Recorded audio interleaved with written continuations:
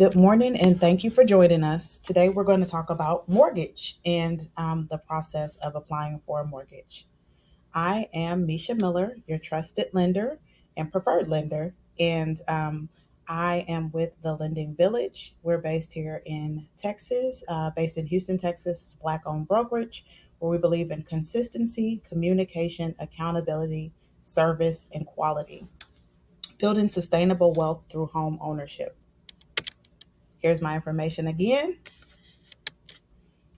Let's go over one of the most important things. Most of us believe that the only thing that we need to worry about when we are getting ready to apply for a mortgage is whether or not we have funds and our credit score. But one of the other biggest aspects of applying for a mortgage is knowing what your DTI is and having that be a manageable amount. So, DTI is a debt to income ratio. It takes into account all monthly debt obligations, including your housing related expenses, and then debts such as car loans, minimum of credit card payments, student loans, etc. And the following is as follows. So, it's your total monthly debt divided by your monthly gross income, and that is your debt to income ratio. The debt to income ratio is one of the metrics that lenders use, including mortgage lenders, to measure an individual's ability to repay their monthly debts. So, in thinking about credit and preparing for the application process, there are a few things that you want to look at in your credit report. So, you want to pay close attention to collections, judgments, and charge off. And most importantly, you want to have a clean payment history for the last year or two. So, that means the late payments, you have to look after any late payments that are on your credit. Within the last year. You want to make sure that there are no late pays. So if a borrower has non-medical collection account, they're hit with 5% of the balance as a payment, and that's going to be added to your debt to income ratio. Okay. If a borrower has a charge off, it's usually excluded from your ratios. So you don't want to get your credit report right before you're going to apply and start disputing charge offs. Okay, medical collections for FHA, VA, and USDA and conventional loans, medical collections are excluded.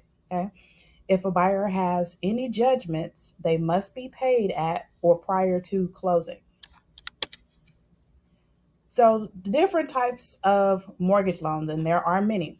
The pretty typical ones are the FHA, conventional, VA, jumbo, and USDA. And the aspects of a mortgage payment include principal, interest, taxes, and insurance. FHA loans, FHA mortgage product is the most popular and widely used mortgage program in America. Nearly 20% of all purchase transactions use FHA financing. FHA does allow for more liberal credit requirements, higher debt ratios, and more credit exceptions. VA loans, if you are a veteran, this is very important for you to pay attention to. This mortgage is exclusive to veterans, active duty, National Guard, reserves, and spouses of deceased veterans. It's 100% financing with very liberal qualifying guidelines, and 14% of all homes purchased use the VA financing. Conventional loans are the most conservative type of loan. It has the best rates, typically terms, payment, cost, and property type that you can purchase. So, typically with the condos, a conventional loan is pretty clean and easy to purchase your condos. Not so much with the FHA.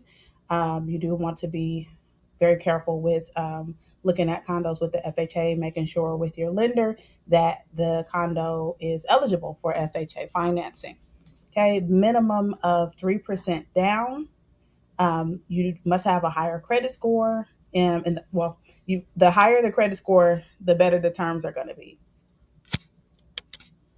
And then you have your non QM loans. So these loans are reserved for borrowers who don't fit the typical conventional VA, FHA, USDA terms. These are for individuals who need bank statement loans, investment property loans. They're recently out of bankruptcy, foreclosure, or short sale, and/or individuals that have higher debt ratios. Down payment. So let's talk about down payment. We will go over the required down payment for the different loan products, and they're typically going to either be 3%, as mentioned with the conventional, if you're a first time home buyer, 3.5% for FHA, and then 20% typically. But those things can differ depending on your credit score. So, speak to your lender, hopefully me, and let's talk about the required down payment for your particular situation. Now, for down payment assistance, there are pitfalls to down payment assistance. We encourage you to use down payment assistance with all the information you need to know if that's the best route for you to go, right? So, for the down payment assistance requirements, they do vary by state. You typically have to have a higher credit score to qualify in a lower DTI or lower debt to income ratio, and they're typically more expensive. And when I say more expensive, I mean by at least 1%. They're typically higher finance charges for the down payment assistance program. And then, depending on what program you use, there may be restrictions as far as when you can sell the property, how long you have to live in the property, etc. So, make sure you understand the down payment assistance program that you are attempting to use and that you understand all of the red tape that goes along with that down payment assistance program. For self employed buyers, you are going to need to be self employed for 2 years and have your tax returns. We can talk about what those tax returns need to look like, and how we need to receive them. You can utilize the VA, FHA, USDA, etc. You can use all of the loan programs that I mentioned earlier. You will have to have, when you use a conventional financing, you'll need 1 year of tax return. And then you'll also need a year to date profit and loss statement. Then just a quick overview of the loan process. So your realtor has told you, Stephanie has already walked through the process that she's going to go through in her intake process. And this is just the overview of the loan process. So typically you can either start this before you found your realtor, or your realtor has a preferred lender, and they're going to send you to that lender, or refer that lender to you, for you to go ahead and begin the loan application process. So you'll do the loan application.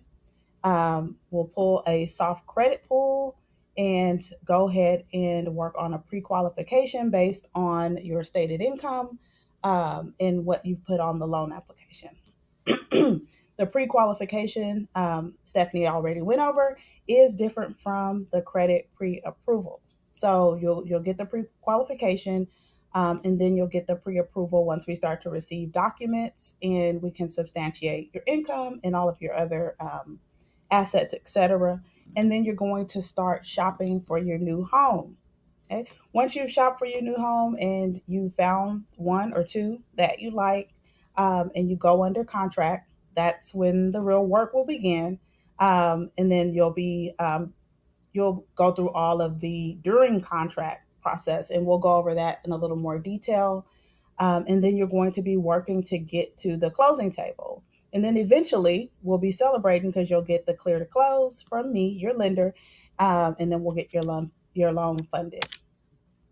Okay, so when you shop, just some reminders. You've already been giving your max purchase price to shop. Keep in mind, when you have that pre-approval amount, um, you have to pay attention to the tax rate in a certain area that you're looking for.